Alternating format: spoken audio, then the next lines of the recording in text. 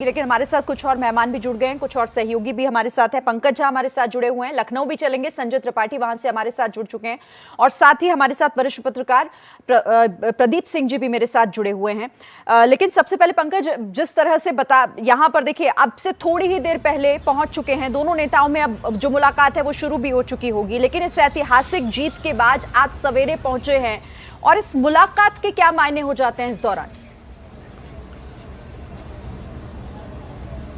शिरीन, ये जो प्रधानमंत्री नरेंद्र मोदी और सीएम योगी आदित्यनाथ की मुलाकात हो रही है, नीरज जो कह भी रहे हैं कि इस मुलाकात में कोई मंत्रिमंडल के स्वरूप को लेकर, संगठन और चेहरों को लेकर चर्चा नहीं होनी है। जो मुझे जानकारी मिली है, ये औपचारिक रूप से, चूंकि चुनाव खत्म हुआ है। जी चलिए, पंकज जी से हमारा संपर्क टूट गया, फिर से हम उनसे जुड़ेंगे और बात जी पंकज जी पूरी कीजिए बात। हाँ, दूसरी बड़ी बात जो ये थी कि वो प्रधानमंत्री ने चुनाव प्रचार के दौरान एक बड़ी बात कही थी और वो ये उन्होंने कहा था कि 10 मार्च के बाद जब बीजेपी की सरकार बन जाएगी तब छुट्टा पशु के लिए एक व्यवस्था लागू की जाएगी।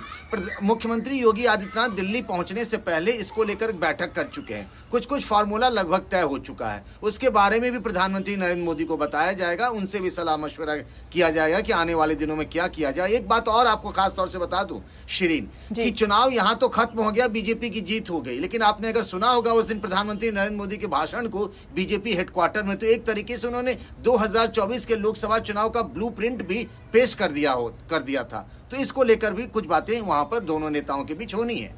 ठीक है, यानी कि बहुत कई मायनों में ये महत्वपूर्ण जिस तरह से बैठक हो रही है, उसमें क्या कुछ और होगा, जैसे ही कुछ वहां से जानकारी आएगी और भी अपने दर्शकों तक हम पहुंचाएंगे।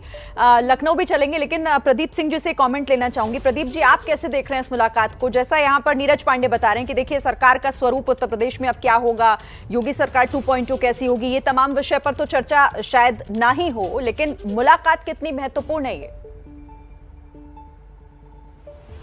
ये बहुत महत्वपूर्ण है, खास तौर से मंत्रिमंडल के गठन से पहले जो ये मुलाकात हो रही है, इसमें निश्चित रूप से पहले तो मुझे लगता है कि दोनों नेता एक दूसरे का फीडबैक जो है लेने और देने का काम करेंगे कि चुनाव के दौरान किस तरह का उनका असेसमेंट था, कैसा नतीजा आया और क्या समस्याएं आई, उनको कैसे ठीक किया जाएगा।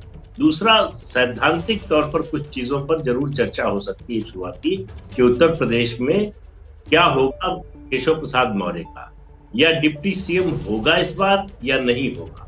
इस पर जो है निश्चित रूप से शुरुआती होगी, क्योंकि उसी के आधार पर आगे जब बैठक होगी तो उसमें फैसला होगा कि मंत्रिमंडल का स्वरूप किस तरह का होगा। लेकिन ये मुलाकात निश्चित रूप से बहुत महत्वपूर्ण है, इसलिए भी योगी आदित्यनाथ के लिए जीत कर जब पहली बार मुख्यमंत्री बने थे तो उनका नाम पेश नहीं किया गया था मुख्यमंत्री के तौर पर। ये इस जीत में उनका भी बहुत बड़ा योगदान, तो इसलिए 2024 के दृष्टि से देखें तो भी उनका जो है, उनकी भूमिका बहुत महत्वपूर्ण रहने वाली है। और उत्तर प्रदेश आपको पता ही है कि प्रधानमंत्री के लिए कितना इंपॉर्टेंट है। तो इन सब चीजों को देखते हुए योगी आदित्यनाथ का कद जो 2017 में था, 2022 में उससे बड़ा हुआ है। तो वो उत्तर प्रदेश ही नहीं, राष्ट्रीय मसलों पर भी उनसे विचार विमर्श होगा। ये प्रधानमंत्री की आज की मुलाकात में ये सब चीजें तो नहीं तय हो जाएंगी, लेकिन वो एक दिशा उसकी जरूर दिखाई देगी। बिल्कुल, यानी आप कह रहे हैं कि अब योगी आदित्यनाथ का कद इस ऐतिहासिक जीत के साथ और भी बड़ा हो गया है और उसे कहीं ना कहीं एक दिशा अब दी जाएगी आगे भी। ठीक है,